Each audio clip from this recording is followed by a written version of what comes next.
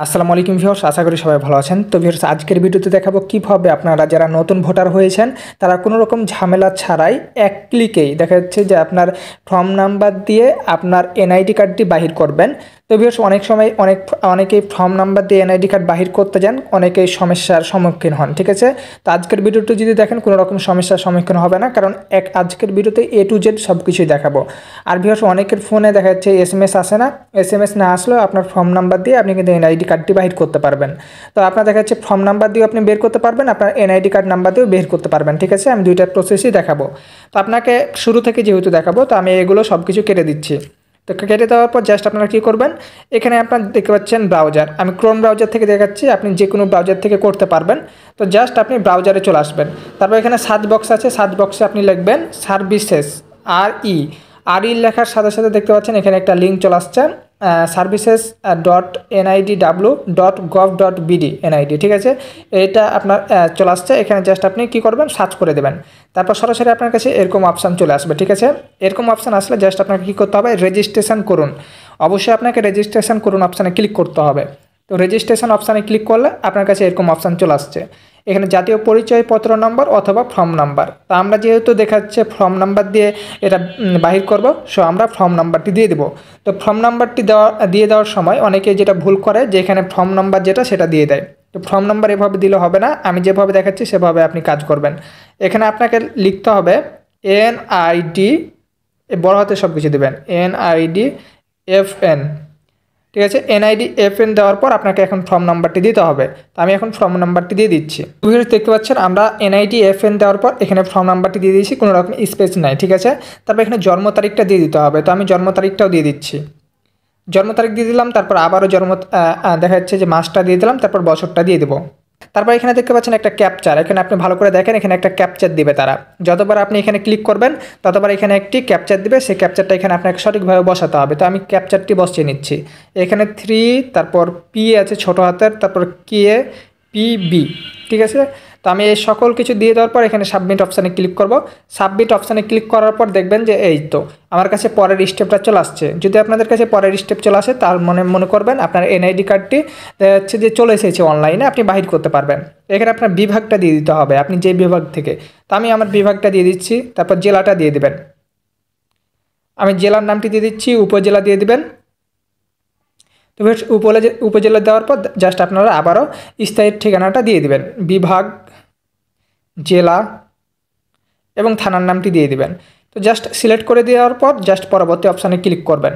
তো বেশ পরবর্তী অপশানে ক্লিক করার পর আপনার যোগাযোগের তথ্য, অবশ্যই এখানে কোন নম্বরটি এখানে দেওয়া আছে 418, এখানে আপনাদের নম্বরটি দেওয়া থাকবে, যে নম্বরটি এখানে দেওয়া থাকবে সেই নাম্বারে ওটিপি যাবে।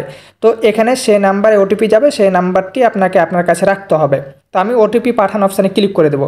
অনেকে বলতে পারেন যে এখানে ফোন নম্বরটি কোনটা, তো এখানে ফোন নম্বর ওই তো যখন আপনি ভোট লিখিয়েছিলেন তখন যে নাম্বারটি দিয়েছিলেন সেই নাম্বারটি এটা। ঠিক আছে, তো আমরা কিন্তু পাঠিয়ে দিয়েছি। এখন আমাদের কিন্তু হচ্ছে যে 6 সংখ্যার একটি কোডও চলে গিয়েছে, এখন কোডটা এখানে বসিয়ে দেবো।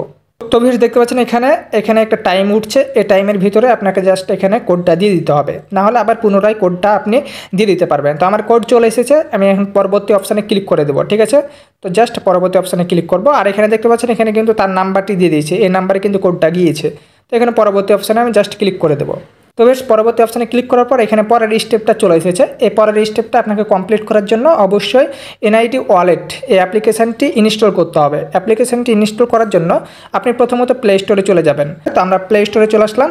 তারপর এখানে সার্চ বক্সে লিখব এনআইডি ওয়ালেট। তো আমরা এনআইডি ওয়ালেট লিখে দিলাম। তারপর এখানে দেখতে পাচ্ছেন এনআইডি ওয়ালেটটা চলে আসছে, এটা আপনাকে ইনস্টল করে নিতে হবে।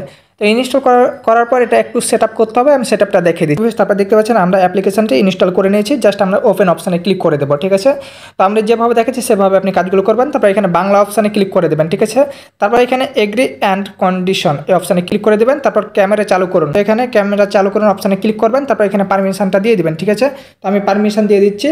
তো ভিউয়ার্স পারমিশন দেওয়ার পর এখানে কিন্তু ক্যামেরা অন হয়ে গিয়েছে। তো আপনি এখন চলে যাবেন আপনার আবারও ওয়েবসাইটে। ঠিক আছে, ওয়েবসাইটে আসার পর এখানে দেখতে পাচ্ছেন এখানে কি বলছে যে এখানে tap to open NID wallet, এখানে যখন আপনি ক্লিক করেন তো বেশ তারপর এখানে আপনার পরের স্টেপ আসছে। পরের স্ক্যানে আপনাকে দেখতে পাচ্ছেন মুখমণ্ডল স্ক্যান করার ধাপসমূহ। আপনার মুখ স্ক্যান করার সময় স্ক্রিনের নির্দেশনাবলী অনুসরণ করুন। ঠিক আছে, আপনাকে 3 বার 3 দিকে দেখা যাচ্ছে ঘুরতে বলবে, সেই দিকে ঘুরলেই আপনার দেখা যাচ্ছে যে ফেসটা ভেরিফাই হয়ে যাবে। ফেসটা ভেরিফাই সঠিকভাবে করতে পারলে সাথে সাথে আপনার এনআইডি কার্ডটি চলে আসবে। আমি সিস্টেমগুলো দেখাচ্ছি, আপনি যেভাবে দেখাবো সেমভাবে কাজগুলো করবেন। তো আমি যার এনআইডি কার্ডটি দেখা যাচ্ছে যে বাহির করব, তার ফেসটা এখন স্ক্যান করব, ঠিক আছে? আপনারা সেমভাবে স্ক্যান করবেন। ফেস স্ক্যান করুন, এই অপশানে ক্লিক করবেন, ঠিক আছে? তো এই অপশানে ক্লিক করার পর দেখতে পাচ্ছেন এখানে আপনাকে স্থির করে থাকতে বলছে, এই যে মুখ অনেক বেশি কাছে, এই দেখতে পাচ্ছেন। এখন ধীরে ধীরে আপনার মুখ বামে ঘুরান, বামে ঘুরাতে বলছে। চোখের পলক ফেলেন, চোখের পলকটা ফেলতে হবে, চোখের পলকটা ফেলতে হবে। এখন এই যে বাম দিকে ঘুরতে হবে।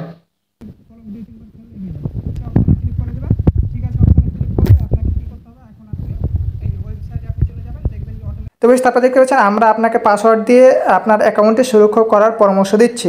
তো এখানে যদি আপনি দেখা যাচ্ছে যে সেট পাসওয়ার্ড ক্লিক করেন, তাহলে আপনাকে বারবার এনআইডি কার্ড ডাউনলোড করার জন্য এখানে সকল কিছু স্টেপ পার করতে হবে না, জাস্ট একটা ক্লিক করলে হয়ে যাবে। তো আমি পাসওয়ার্ডটা সেট করে নিচ্ছি। সেট পাসওয়ার্ড অপশানে ক্লিক করব।